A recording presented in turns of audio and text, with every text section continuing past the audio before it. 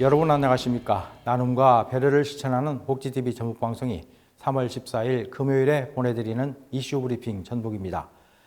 전북 지역 시장 군수들과 시민사회단체들이 윤석열 대통령에 대한 신속한 파면을 헌법재판소에 촉구했습니다.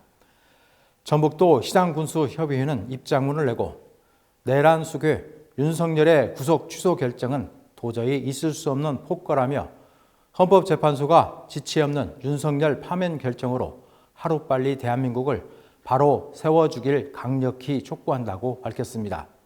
협의회는 풀려난 내란 수괴는 뻔뻔하게 법치를 말하며 국민을 우롱하고 있다며 내란 수괴 앞에만 적법 절차와 인권 보장을 내세우는 내란 검찰은 위법 행위에 동조하고 있다고 규탄했습니다.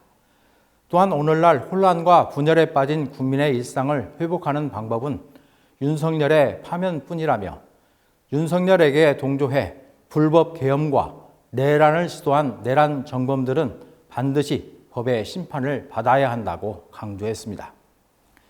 이번 입장문에는 전북 14개 시군 단체장들이 모두 이름을 올렸습니다. 요즘 전북 지역 건설업계가 최악으로 치닫고 있습니다. 고금리로 인해 사업 착수 자체가 어렵고 고환율과 자재값 폭등으로 사업성도 크게 악화된 데다 시장 심리마저 꽁꽁 얼어붙었기 때문입니다.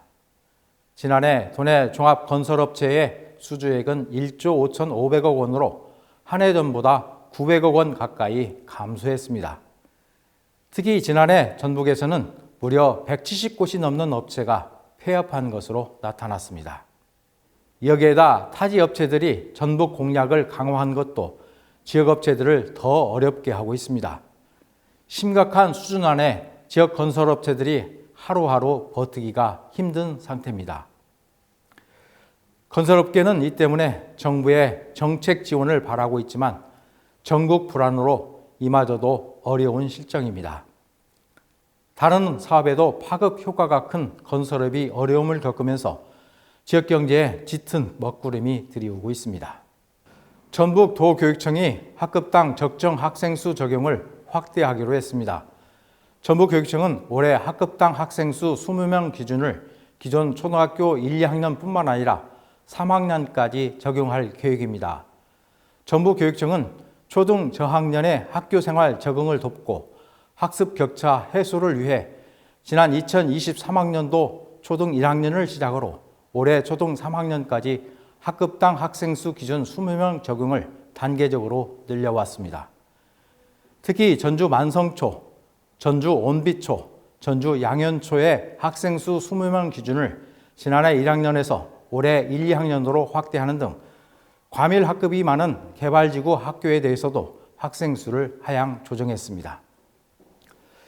전북자치도가 도금고 운영 방식을 개선해야 한다는 주장이 도의회에서 나왔습니다.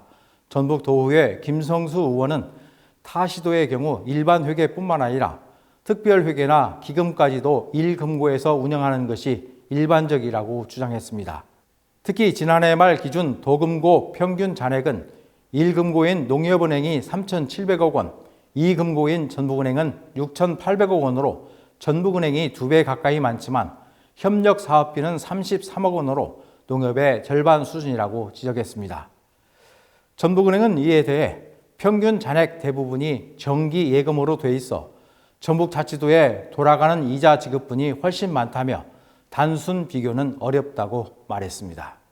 정읍시가 동학농민혁명 기념제를 맞아 동학농민혁명 대상 후보자를 추천받습니다. 정읍시에 따르면 올해로 15회를 맞는 동학농민혁명 대상은 관련 조례에 따라 수여되는 상입니다.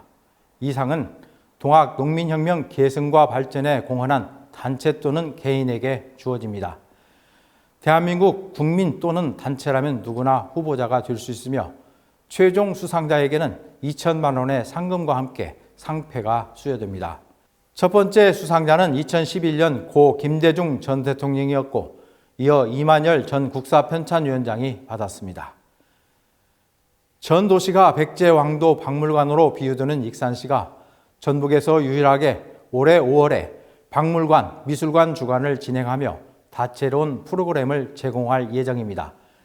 이 사업은 익산시가 2025 박물관, 미술관 주관 사업 공모에 선정되며 가능해졌습니다.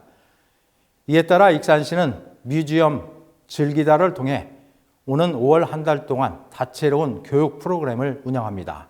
박물관은 백제 왕궁에서 출토된 유물과 백제 역사를 활용한 세종의 체험 프로그램을 모두 6차례 운영하며 폭넓은 연령층이 참여할 수 있도록 구성할 계획입니다.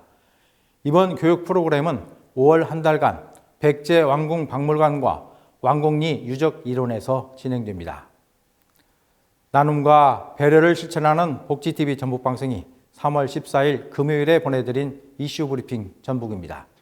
이 방송은 환자중심병원 전주 대다인병원, 통증 완화에 탁월한 임실 엉겅퀴 크림 지원으로 제작됐습니다.